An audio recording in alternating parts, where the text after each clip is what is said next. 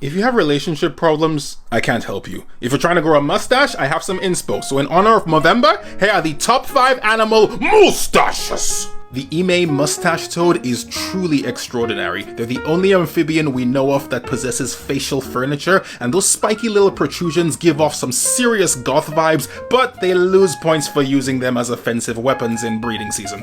We don't typically think of burbs when it comes to facial fluff, but the Inca tern is an exceptional avian. That striking white handlebar mustachio paired with a crimson bill and those yellow flesh patches give it an almost ornamental look. They're really just modified feathers cosplaying as a mustache, but don't hold that against them. They're special.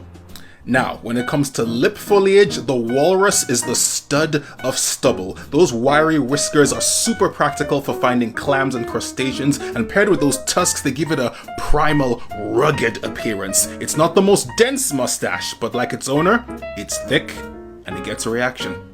Many dog breeds can rock a stash, but there are a few notable mentions, and I would argue that it's the Schnauzer that has the most distinguished facial fur. It gives it an elegant, almost grandfatherly quality. Many a Schnauzer has been immortalized in portrait form, and it's not hard to see why. That's a classy canine crumb catcher right there. Now, it's this little monkey that takes the cookie duster crown. The Emperor Tamarin boasts a handlebar mustache that would make the most dedicated of hipsters emerald with envy, and they're not gender specific, the females have them too. I dare you to find a hipster who can keep a stash looking that good 24/7 with no mustache wax. Take notes! If you're trying to shred body fat, I can't help you. I'm trying to do the same. But if you're trying to grow a beard, I have some animal inspo. So here are the top 5 animal beards. When it comes to beards, reptile representation is few and far between. So props to the bearded dragon for being the poster child for the reptilian facial fro. Those spiky chin scales make for an impressive crop, and they even turn black like an actual beard. Unfortunately, this tends to happen whenever they're angry or stressed.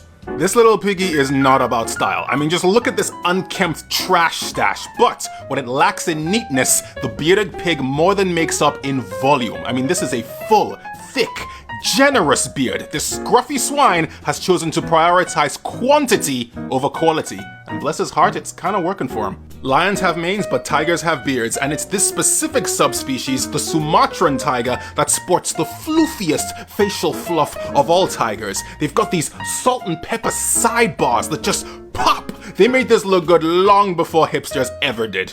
A smaller cat with a facial ruff just as impressive is the Iberian lynx. A slightly different cut, it's a bit more angular and the colors are slightly darker, so they give off more of a mystic sage kind of vibe. There are mysteries hidden in that muffler, and this cat will claw your face off before you ever get the chance to discover even one.